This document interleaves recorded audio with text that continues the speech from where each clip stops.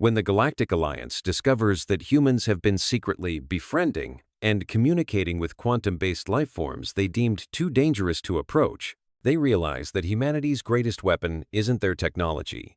It's their relentless drive to understand and connect with the unknown. Priority level. Maximum classification. Omega clearance required. Submitted by Senior Observer Crixthal Ven, Quantum Containment Division. Let the record show that I, Crixthal Ven, take full responsibility for failing to recognize the true nature of the human threat earlier. Our preliminary assessments focused on their primitive propulsion systems, their fragmented planetary governance, and their laughably inefficient quantum technology. We were measuring precisely the wrong variables. The humans aren't developing weapons to challenge the Galactic Alliance. They're doing something far more dangerous. They're making friends with the universe itself. I submit this report from Observation Post Sigma, -9, overlooking Earth's quantum research facility on Europa. My team has spent the last 3 lunar cycles documenting what we initially classified as impossible anomalies in human quantum interaction. We now recognize these weren't anomalies at all. They were conversations. The first incident occurred during routine monitoring. Our sensors detected quantum fluctuations that matched no known patterns in our database. The energy signatures suggested consciousness-level interaction with quantum entities, the kind that had decimated 3 of our most advanced research fleets. We deployed immediate containment protocols, expecting to document another tragic example of human technological overreach. Instead, we watched Dr. Elena Santos and her team having what they casually called a quantum tea party. The humans had not only made contact with multiple quantum consciousnesses, beings we'd classified as too dangerous to approach, TDTA class Omega. They'd established regular social interactions with them. They'd given them names. They'd learned their preferences.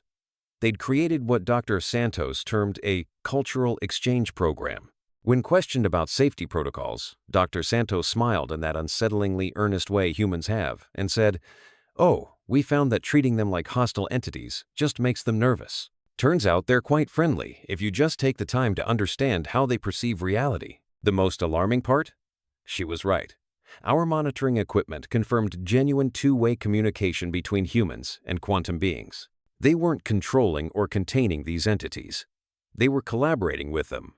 I've attached full documentation of our observations, but I must stress, current Galactic Alliance protocols are dangerously inadequate for dealing with the human approach to the universe. They're not trying to conquer the unknowable. They're inviting it over for breakfast. Recommend immediate reclassification of human species from emerging technological threat to paradigm-shifting existential concern. Because if they can befriend quantum consciousness itself, what else are they capable of understanding? Supplementary report. To QE, -7249*, Chief Field Observer, Zach Stillmoren. No amount of theoretical training prepares you for watching humans casually defy the fundamental laws of quantum interaction. I've spent 12 cycles studying their civilization, and I thought I understood their capabilities. I was wrong. The Europa Research Station hung like a silver teardrop against the moon's icy surface. Our delegation arrived, expecting to find violations of standard quantum containment protocols.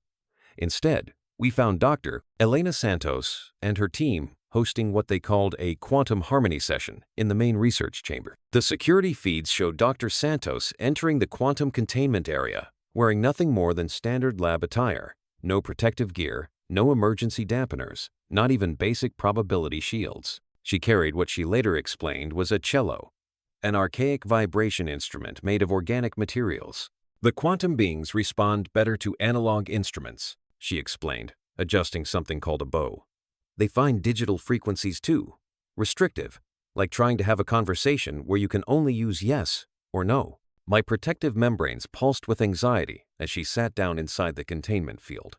3 quantum entities, beings that had destroyed entire Alliance research fleets, shimmered into visible manifestation around her. They moved like auroras made of mathematical equations, their probability fields intersecting in ways that should have caused immediate reality collapse. Instead, they danced. Dr. Santos drew her bow across the cello strings, producing a series of vibrations that made our quantum monitoring equipment spark in protest. The entities responded, shifting their wave functions to match the harmonics. a fourth quantum being materialized, then a fifth, each joining what Santos called the conversation. Each one has their own preferred frequency range. Her assistant, Dr. James Fleming, explained while monitoring a deceptively simple-looking display. Aria. She's the bluish one, loves low frequencies. Spiral over there, he gestured to a quantum vortex that should have been tearing apart the fabric of space-time, prefers complex harmonics. We think it's because they perceive time differently. You think? I managed to ask, watching as more quantum beings phased into our reality, drawn by the music. Well, it's hard to be certain about anything with quantum beings. Dr. Fleming smiled, making notes on his tablet. That's kind of the point, isn't it? They exist in a state of infinite possibilities, until observed. So we learned to stop trying to force them into single states, and started observing all the possibilities at once, through music, through art, through dance, through mathematics, expressed as movement, through anything that can exist in multiple states simultaneously. We had to learn to think like they do, to see reality as a symphony of possibilities rather than a single fixed score. I watched in horrified fascination as Dr. Santos ended her song. The quantum beings didn't disappear or collapse their wave functions. They stayed, hovering around her like curious children, creating complex patterns of light and probability that our sensors interpreted as appreciation. Would you like to meet them, Doctor? Santos asked, standing up with her cello. Aria's been particularly interested in meeting new observers. She has so many questions about different ways of perceiving reality. My security team's threat assessment systems were screaming warnings about quantum field instabilities and protocol violations. But those same instruments also showed something impossible: stable, sustainable interaction between organic consciousness and quantum entities. The humans hadn't conquered or contained these beings. They'd engaged them in conversation.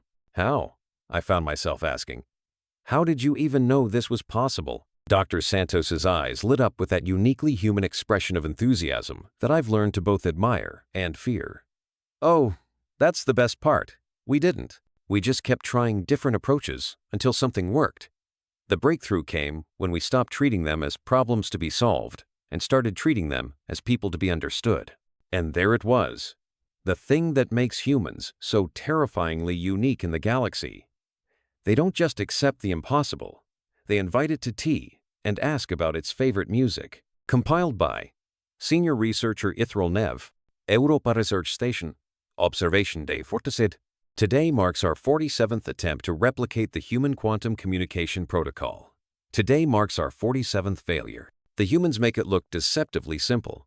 Dr. Santos and her team have developed what they call quantum choreography, a blend of music, movement, and mathematics that allows them to communicate with beings that shouldn't even be able to maintain stable wave functions in our reality. The problem with your approach, Dr. Fleming explained while we watched another of our probability matrices collapse, is that you are trying to force a single method of communication. Quantum beings don't think in linear patterns. Each one has its own. Let's call it a personality. I bristled at the unscientific terminology, but my instruments couldn't deny the results. On the observation platform above us, Dr. Santos was conducting what she called a translation session with 3 quantum entities simultaneously.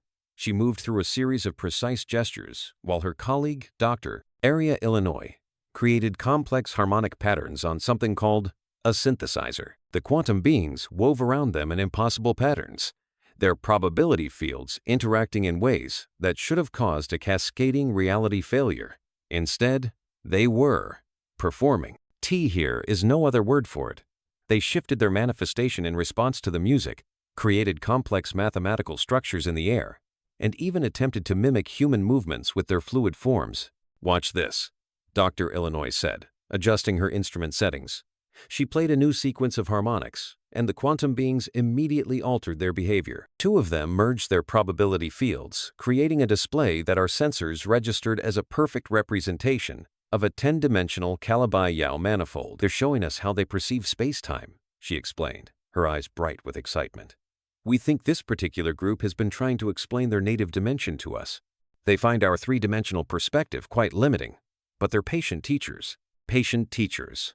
The beings that had reduced our most advanced research vessels to scattered quantum particles were giving humans geometry lessons. Our latest attempt to replicate their methods ended with predictable failure. We constructed the most sophisticated quantum harmonics generator in the Alliance's arsenal, programmed it with perfect replications of human musical patterns, and attempted to initiate contact. The quantum beings simply ignored it.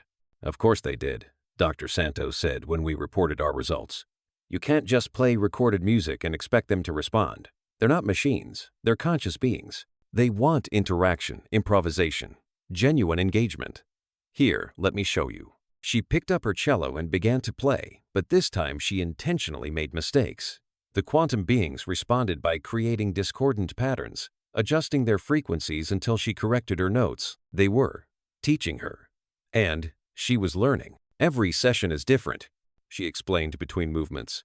They never respond exactly the same way twice. That's the beauty of it. We're not just exchanging information, we're having actual conversations. The implications are staggering. Humans haven't merely contacted quantum-based life forms. They've established an ongoing cultural exchange. They're learning about quantum physics not through observation and measurement, but through dance and music, in what they call collaborative exploration. Our most advanced quantum mechanics theories are being outperformed by humans with musical instruments and art supplies. The Alliance's entire approach to quantum research suddenly seems hopelessly rigid, like trying to understand an ocean by counting its waves. Most disturbing of all, the humans show no sign of recognizing how extraordinary, how impossible their achievements are. They continue to approach reality-bending entities with the same curiosity they'd show to any new neighbor, armed with nothing more than creativity and an endless willingness to learn. The Alliance Council needs to understand, we're not dealing with a primitive species that accidentally achieved quantum communication. We're facing a civilization that casually redefines impossible as just another puzzle to solve through interpretive dance. Compiled by Archive Master Vendor Cole, reference document for current investigation. The first documented Alliance encounter with quantum-based entities occurred during the Great Expansion, Cycle 3367. The research vessel Infinite Query detected unusual probability fluctuations in the Carina Nebula. Senior researcher Nalthak organized the most sophisticated containment and study operation ever attempted. The entire ship and its crew of 400 vanished. Our sensors recorded only a brief burst of what appeared to be mathematical equations expressed as light. We should have recognized the pattern then. Over the next 1,000 cycles, the Alliance lost 17 research vessels, 3 space stations, and our most advanced quantum research facility in the Antares sector. Each time, we approached with better technology, stronger containment fields, more sophisticated measurement devices. Each time, we failed. The Cathari attempted to establish communication through pure mathematics, transmitting complex equations into quantum fields. Their entire science academy collapsed into a probability singularity. The Mistern developed quantum-sensitive crystalline arrays to detect and record quantum being behavior. The crystals achieved consciousness and teleported themselves into a parallel dimension. Our most promising breakthrough came from the ZXT Collective. They created an artificial intelligence sophisticated enough to process quantum calculations in real time. The AI successfully initiated contact with a quantum being, transmitted exactly 3 data packets, then transcended our plane of existence, leaving behind only a message that translated roughly to, "Your perspective is adorably limited." And then we found the humans. Dr. Santos reviewed our historical records with polite interest, occasionally making notes in what she called her ideas journal. When she finished, she looked up with that unsettling human expression of enthusiasm. "Oh, I see the problem," she said, as if a millennium of scientific catastrophe was a simple misunderstanding. "You kept trying to measure and contain them. No wonder they responded poorly. That's like trying to get to know someone by dissecting them." The humans' first successful contact occurred not in a high-security research facility, but in what they called their quantum arts lab. Dr. Illinois was apparently noodling around on her synthesizer while running standard quantum field observations. She noticed the quantum fluctuations in her test chamber were moving in time with her music. Instead of following protocol and shutting down the experiment, she began improvising. The quantum beings responded. Within 6 months, the humans had established regular communication with entities that had destroyed our most advanced research vessels. Their method? They invited quantum beings to participate in what they called jam sessions. "It's really quite simple," Dr. Fleming explained, showing us their early research logs. Quantum beings exist as pure potential until observed. So we stopped trying to force them into single states and started appreciating all their possibilities at once. Like jazz, but with reality itself. The most horrifying part? Their approach works. Consistently. The same entities that interpreted our careful scientific protocols as hostile acts now regularly manifest in human research facilities to, in Dr. Santos's words, hang out and exchange ideas about the nature of existence. The Alliance Council must understand. We didn't fail to contact quantum beings because our technology was insufficient. We failed because we never thought to try interpretive dance. Lead investigator, Dr. Lixtel Wren, Europa Research Station, Die Subtimat. Today, we witnessed something that changes everything. Dr. Elena Santos didn't just communicate with quantum beings, she dreamed with them. The experiment began routinely enough.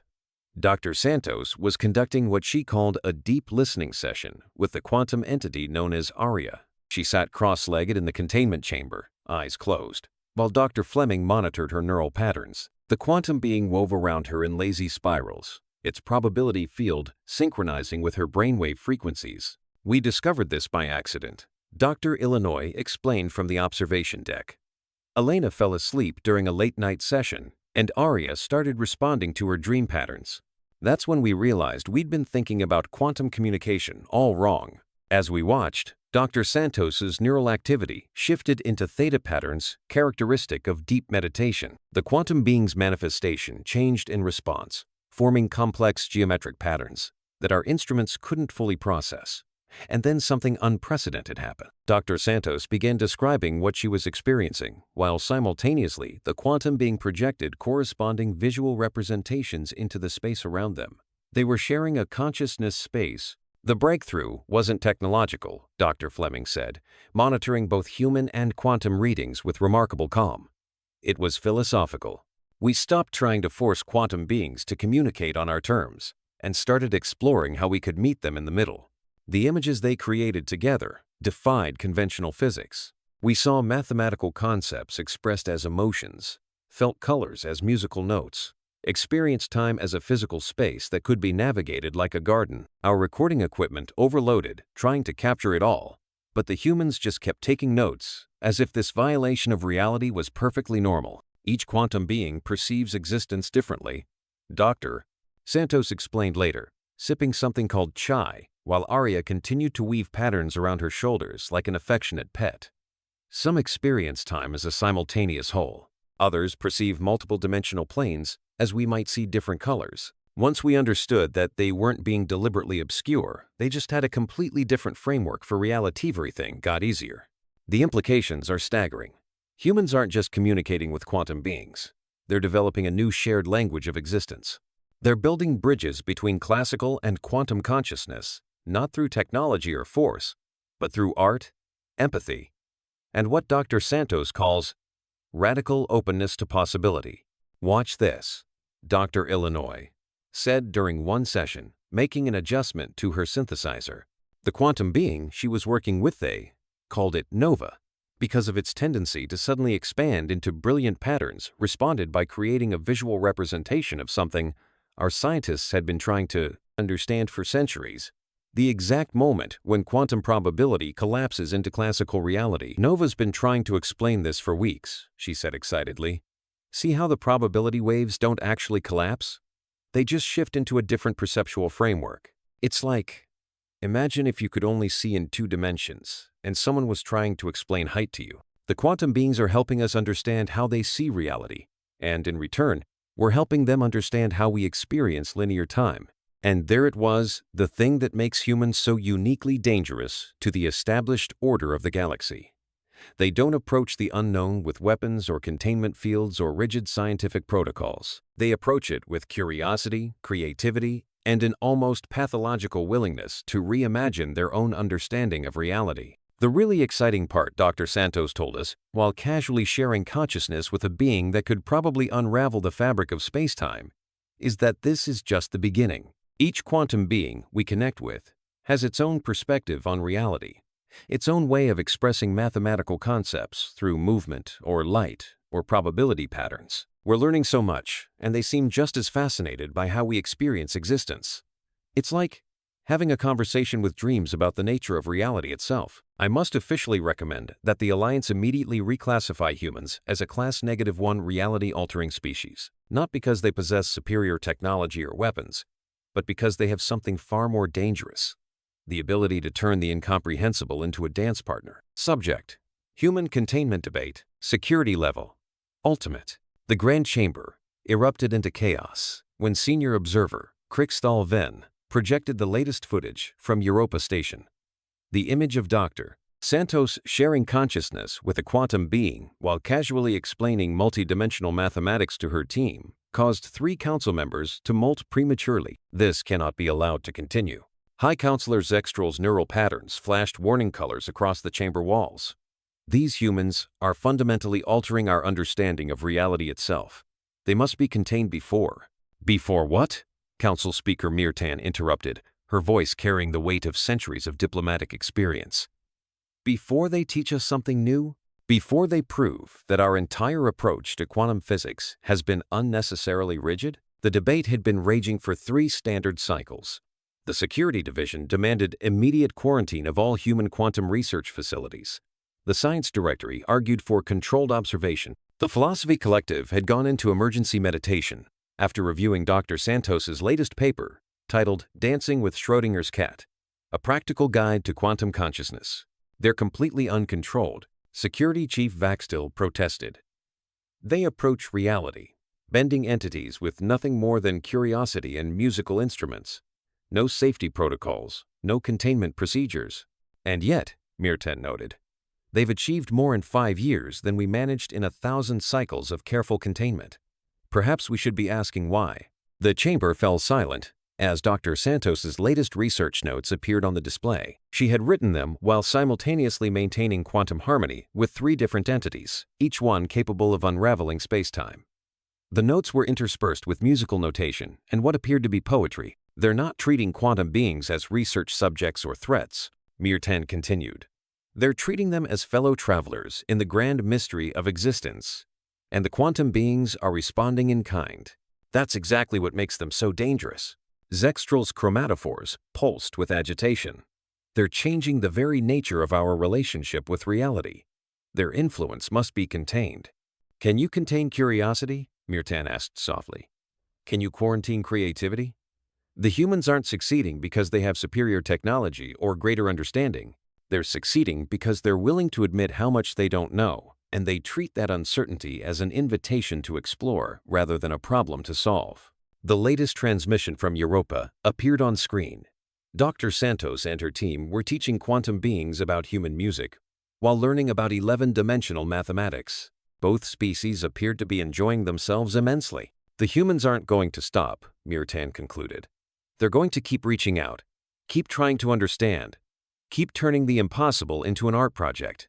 The real question isn't how to contain them. The real question is, what might we learn if we stopped trying to? The council chambers remained silent as the implications sank in. On the display, a quantum being performed what appeared to be a duet with a human cellist, their combined expression of mathematical harmonics making the very fabric of reality sing. Submitted by Council Speaker Mirtan, Classification, Paradigm, Shifting. Let the historical record show that on this day, the Galactic Alliance made its most significant decision since its founding. We chose to learn from humanity rather than fear it. Dr. Elena Santos now leads the newly established Quantum Cultural Exchange Program at Europa Station. Her first presentation to the Alliance Council involved a quantum being performing a symphony composed of pure mathematics, while another entity demonstrated the fluid nature of time by weaving probability patterns through the chamber. 3 council members achieved spontaneous enlightenment. 2 others requested immediate retirement to pursue careers in interpretive dance. The quantum beings have been trying to teach us this all along, Dr. Santos explained, while Arya transformed the council chamber into a living representation of 11-dimensional space. They weren't avoiding contact with the Alliance.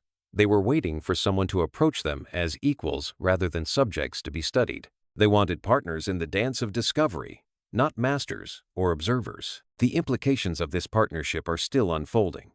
Human quantum research facilities have become hubs of interspecies collaboration. where mathematics is expressed through music and scientific breakthroughs occur during what they call jam sessions. Alliance scientists are learning to set aside their rigid protocols and embrace what Dr. Santos terms structured improvisation with reality. Most remarkably, the quantum beings themselves have begun to establish permanent links with our dimension, creating stable interfaces between classical and quantum reality. They call these connections harmony points. Though our scientists are still debating the proper technical term for places where poetry and physics become indistinguishable, as I submit this final report, Dr. Santos and her team are preparing for what they call a multiverse concert, where quantum beings from different dimensional planes will collaborate with human artists to create a performance that exists in all possible realities simultaneously. The ticket waiting list includes 17 Alliance species previously considered incapable of appreciating art. Perhaps that's humanity's greatest gift to the galaxy. Not their technology, not their weapons, but their unshakable belief that the universe isn't just a place to be studied, it's a partner to be danced with.